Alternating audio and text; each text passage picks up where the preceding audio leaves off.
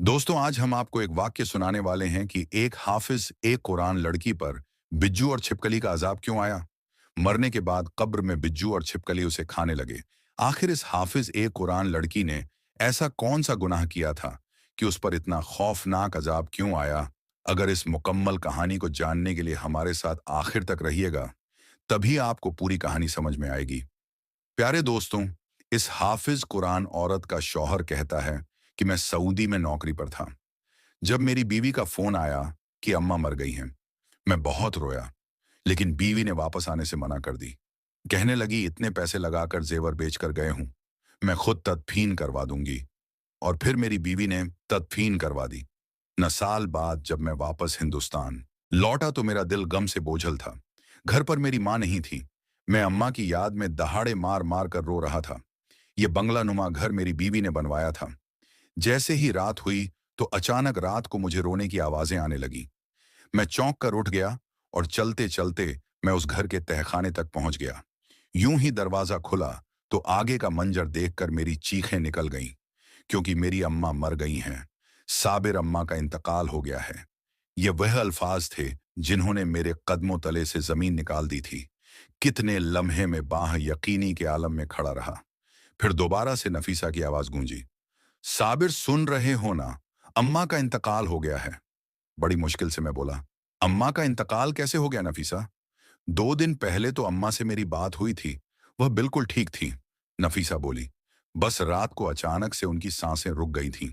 मैं हॉस्पिटल लेकर गई, तब तक उनकी जान निकल गई। मैं तो खुद बड़े सदमे से गुजर रही हूं। मेरी आंखों के सामने ही चली गई और मैं कुछ ना कर सकी। मैंने आस पड़ोस वालों से कह दिया है कि साबिर यहां नहीं है। आप ही लोग जल्द से जल्द तदफीन में मेरी मदद करें। यह सुनकर मैं चीख उठा और कहा कि मैं वापस आ रहा हूं। मेरे बिना अम्मा की तदफीन ना करना। मैं अम्मा का इकलौता बेटा हूं। यह हक सिर्फ मेरा है कि मैं उनकी तदफीन अपने हाथों से करूं। मगर नफीसा कहने लगी, साबिर ऐसी बातें ना करें। अम्मा को मैं इतनी नहीं रख सकती। वह बूढ़ी औरत है, उनकी मैयत खराब भी हो सकती है। अगर आप वापस आ भी जाएं तो तब तक अम्मा की तदफीन हो चुकी होगी। आप लाखों पैसा लगाकर वहां गए हैं और अब फिर वापस आने में लाखों रुपए लगेंगे। मैंने अपना जेवर सब कुछ बेचकर आपको भेजा है। वापस आओगे तो सब बर्बाद हो जाएगा। हमारे बच्चे क्या खाएंगे? आप काम पर तवज्जो दें और अम्मा के ही साले सवाब के लिए वहीं कुछ पढ़ लें। आपके वापस आने से अम्मा तो वापस लौट कर नहीं आएंगी, लेकिन आपको बहुत बड़ा नुकसान जरूर होगा। नफीसा ने साफ लफ्जों में मुझे वापस आने से मना कर दिया। वह कह रही थी कि उसने पड़ोस वाले अली हसन से कहकर सारा इंतजाम करा दिया है। उसने बस मुझे कुछ पैसे भेजने को कहा और मैंने उसी वक्त नफीसा के अकाउंट में पैसे भिजवा दिए। अम्मा के मरने के बाद मेरे लिए काम करना मुश्किल हो चुका था। अम्मा के अचानक इंतकाल ने मुझे तोड़कर रख दिया। मुझे दुख इस बात का था कि मैं अम्मा का इकलौता बेटा था। अम्मा की तदफीन भी ना कर सका और अम्मा का आखिरी दीदार भी नसीब नहीं हुआ। मेरा दिल खून के आंसू रो रहा था। नौकरी से वापस आकर कमरे में लेट गया तो मांझी मेरी आंखों के सामने घूमने लगा। मेरी माँ का शफीक चेहरा मुझे बेचैन कर गया। अब्बा के इंतकाल के बाद अम्मा ने माँ के साथ साथ बाप बनकर मुझे पाला था। सुबह से शाम तक लोगों के घरों में काम किया करती थी और फिर बाकी सारा वक्त मेरी पढ़ाई और घर पर तवज्जो देती थी। मैं सिर्फ 10 साल का था जब अब्बा इस दुनिया से चले गए थे। उसी वक्त से मेरी माँ ने लोगों के घरों में काम करना शुरू कर दिया था, जबकि मैं ऐसा नहीं चाहता था।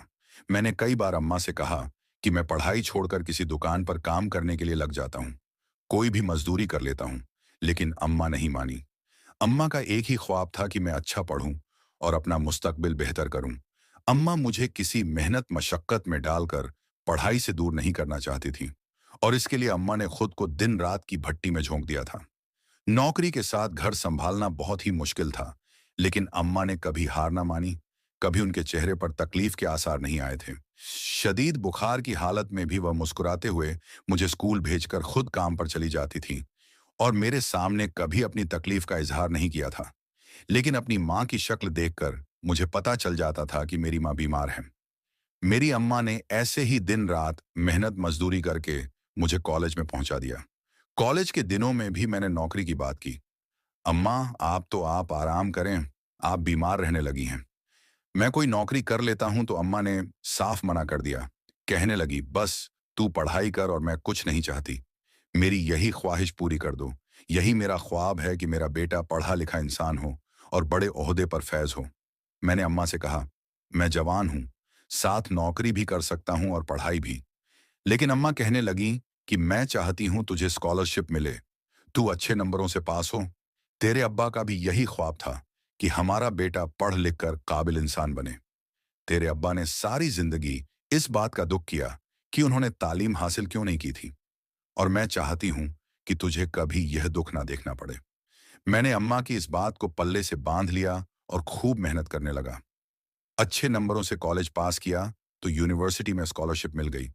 मैंने अपनी इंजीनियरिंग पूरी की और साथ साथ नौकरी भी शुरू कर दी। आहिस्ता आहिस्ता नौकरी अच्छी होती गई और मुझे अच्छी खासी तनख्वाह मिलने लगी। इस तरह घर के हालात बदलने लगे। मेरी माँ कभी मुझे अपने पास बुलाकर अपनी कोई जरूरत बयान करती तो इस पर भी नफीसा लड़ना झगड़ना शुरू कर देती। वह हमेशा यही कहती थी कि आपकी माँ मुझे सुकून से 2 घड़ी आपके पास बैठने भी नहीं देती, जबकि मेरी माँ मुझे बहुत कम ही बुलाया करती थी। मैं खुद ही अपनी माँ के पास जाकर बैठता था, क्योंकि वह तन्हा थी, उनका मेरे सिवा कोई भी इस दुनिया में नहीं था। तो अम्मा को मेरे साथ की जरूरत थी। सारी जिंदगी मेरी अम्मा ने मेरे पीछे कुर्बान की थी। एक दिन नफीसा और मेरे दरमियान झगड़ा इतना बड़ा हुआ कि अम्मा कमरे में आ गई। कहने लगी, क्या बात है बेटे, क्यों बहू के साथ झगड़ा कर रहे हो? यह सुनकर नफीसा गुस्से में कहने लगी कि यह आपकी सिखाई हुई पिटिया है, जो मेरा शौहर हर बात पर मुझसे करता है। आप जो इन्हें लेकर बैठ जाती हैं और फिर इनके कान भरती हैं, इसी के बदले में यह सब कुछ होता है। मैंने जब नफीसा के मुंह से यह बात सुनी तो जोरदार तमाचा उसके मुंह पर मार दिया। वह मेरी माँ से जिस लहजे में बात कर रही थी, मेरे लिए यह बर्दाश्त के बाहर था। मेरी इस हरकत पर अम्मा ने मुझे एक जोरदार थप्पड़ मार दिया। कहने लगी, तुम्हारी हिम्मत कैसे हुई बीवी पर हाथ उठाने की? मैंने तुम्हारी यह तरबियत तो नहीं की थी अम्मा से। मैंने पहली बार थप्पड़ खाया था, इसीलिए मैं लम्मा की तरफ देखने लगा और फिर घर से बाहर निकल गया। सारा दिन सड़कों पर घूमता रहा। आंखों में आंसू थे और दिल गम से भरा हुआ था। मेरी बीवी ने मेरी माँ से जो बदतमीजी की थी, वह लफ्ज मेरे कानों में गूंज रहे थे। मुझे नफीसा पर इस कदर गुस्सा था कि मेरा घर वापस जाने को दिल नहीं चाह रहा था। आधी रात को वापस घर लौटा तो घर में दाखिल होते ही मेरी नजर अम्मा पर पड़ी। अम्मा मेरे इंतजार में जाग रही थी। मुझे देखते ही अम्मा ने मुझे अपने पास बुलाकर बिठाया और कहने लगी, बहू, अभी नादान है, तुम्हें समझदारी से काम लेना चाहिए, उसका ख्याल रखा करो। अम्मा ने मेरे सर पर हाथ फेरा और कहने लगी, चलो जाओ, जाकर नफीसा से माफी मांग लो। उसने चाहे जो भी गलती की हो, लेकिन तुम्हें हाथ नहीं उठाना चाहिए था। मैंने अम्मा से कहा कि वह आपके साथ बदतमीजी कर रही थी। अम्मा कहने लगी, कोई बात नहीं, अभी नई नई हमारे घर आई है, कुछ दिनों बाद वह खुद ही संभल जाएगी। अम्मा के कहने पर मैंने कमरे में जाकर नफीसा से माफी मांग ली तो उसने मुझे माफ कर दिया, और फिर उस दिन के बाद से उसने मुझसे कोई झगड़ा नहीं किया, बल्कि उसका रवैया बिल्कुल ठीक हो गया। मेरा दिल भी सुकून से भर गया था। मैं यही तो चाहता था कि मेरी माँ और बीवी एक ही घर में एक साथ खुशी खुशी जिंदगी गुजारे। चुनांचे फिर अगले महीने मुझे पता चला कि नफी पेट से है, तो मेरी खुशी की इंतहा ना रही। लेकिन इस खबर के साथ नफीसा ने मुझ पर एक नया दबाव डालना शुरू कर दिया। उसने इसरार करना शुरू कर दिया कि इस मुल्क में कुछ नहीं रखा, तुम परदेश की नौकरी करो, ज्यादा पैसा कमाओगे तो हम अच्छा घर बना लेंगे, फिर तुम वापस आ जाना, हमारे बच्चों के मुस्तकबिल का सवाल है। नफीसा की बात सुनकर मैं हैरान हुआ, क्योंकि नौकरी तो मेरी यहां पर भी काफी अच्छी थी, मगर वह बार बार यही कहती कि इतने पैसों में गुजारा मुमकिन नहीं है, हमें अच्छा घर बनाना चाहिए और बच्चों के मुस्तकबिल का सोचना होगा। बढ़ती महंगाई में बच्चों की पढ़ाई कैसे होंगी? अभी तो हम 2 लोग हैं, लेकिन आगे हमारी फैमिली बढ़ेगी तो घर के खर्चे बढ़ जाएंगे। मैं परदेश की जिंदगी नहीं गुजारना चाहता था। लेकिन फिर एक दिन वह रोते हुए कहने लगी, आप मुझे सुकून की जिंदगी देना ही नहीं चाहते, वरना मेरे कहने पर परदेश चले जाते। मेरे लिए भी आपके बिना रहना मुश्किल है, लेकिन ये हमारे मुस्तकबिल का सवाल है। उसके आंसू देखकर मैं पिघल गया था। मैंने अम्मा से बात की तो अम्मा के चेहरे का रंग जर्द पड़ गया। उन्होंने मेरा हाथ पकड़कर कहा, मेरे बुढ़ापे के दिन हैं, कब आंख बंद हो जाए कुछ पता नहीं। मैं चाहती हूं कि तुम मेरे साथ ही रहो। ये बात नफीसा के कानों में पड़ गई। वह अम्मा से कहने लगी, आप क्यों अपने बेटे के मुस्तकबिल में रुकावट बन रही हैं? आपने क्या इसीलिए सारी जिंदगी अपने बेटे को पढ़ाया लिखाया था ताकि तरक्की करने के वक्त आप अपनी कुर्बानियां याद दिलाएं, उसे आप अपनी गोद में बैठा लें? नफीसा की इस बदतमीजी पर मैंने उसे गौर से देखा। अम्मा बोली, अगर तुम्हारा मुस्तकबिल परदेश में है तो तुम चले जाओ। और फिर अम्मा ने मुझे दोबारा ना रोका। मेरी नफीसा से इस बात पर भी बहस हुई, लेकिन वह बिल्कुल खामोश बैठी रही। उसने से कोई जवाब नहीं दिया और मैं अपना वीजा पासपोर्ट बनवाकर 2 महीने बाद परदेश के लिए रवाना हो गया। मेरी सऊदी में नौकरी वाकई बहुत अच्छी थी। तनख्वाह भी हिंदुस्तान से डबल थी। लेकिन अम्मा और नफीसा के बिना रहना मुश्किल था। मैं तो उन बच्चों में से था जो माँ के हाथ की सूखी रोटी खाकर भी खुश हो जाते हैं। मैं जब भी घर फोन करता तो अम्मा से जरूर इस बात का जिक्र करता कि मुझे उनके हाथ के खाने बहुत याद आते हैं। अम्मा भी मुझे बहुत याद करती। जब मैं फोन करता तो वह रोने लग जाती। फिर धीरे धीरे ऐसा होने लगा कि मेरी अम्मा से बात कम होने लगी। मैं जब भी फोन करता तो नफीसा बताती कि अम्मा आराम कर रही हैं, वह सोई हुई है। मैं हैरान होता कि अम्मा इतना ज्यादा सोने क्यों लग गई हैं।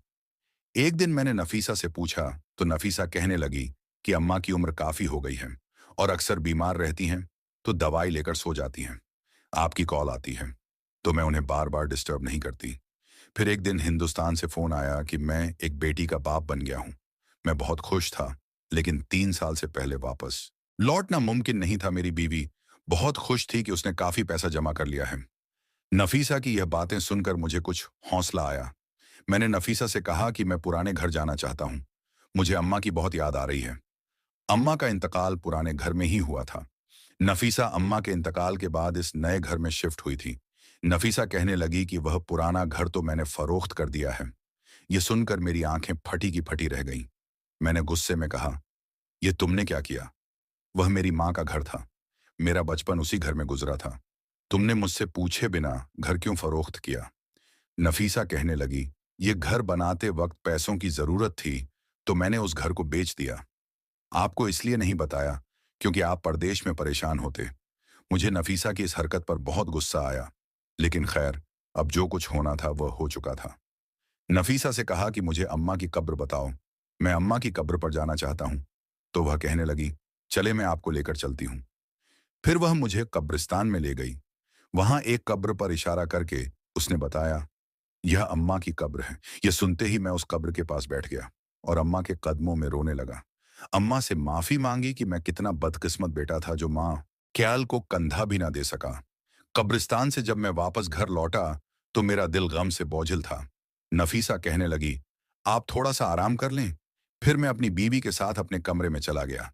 जैसे ही सुबह आंख खुली, मेरी आंखों ने जो मंजर देखा वह मेरे कदमों तले से जमीन खींचने के लिए काफी था। मेरी आंखें फटी की फटी रह गईं। मेरी बीवी औंधे मुंह नीचे जमीन पर पड़ी हुई थी। जब मैंने बिस्तर से उठकर उसे सीधा किया तो उसे देखकर मेरी जान निकल गई, क्योंकि वह इस दुनिया से जा चुकी थी। मैंने जल्दी से उसे गाड़ी में लिटाया और बड़े हॉस्पिटल में ले गया।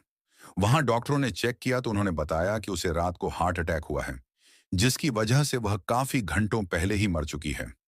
अभी मैं अम्मा के गम से निकला भी नहीं था कि एक और गम मुझ पर टूट पड़ा।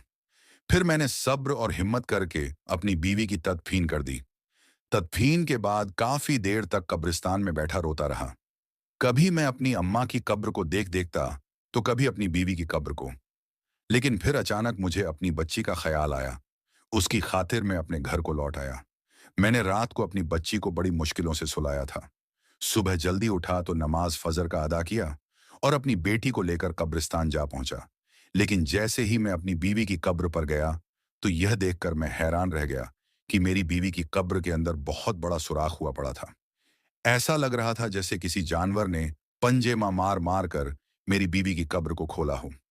अभी मैं यही देख ही रहा था कि अचानक कब्र में से एक बिज्जू निकला, जिसके मुंह और पंजों पर खून लगा हुआ था। वह मुझे देखते ही वहां से भाग गया। मैं और मेरी बेटी ये मंजर देखकर डर गए। मैंने कब्र का सुराख बंद कर दिया और रोने लगा।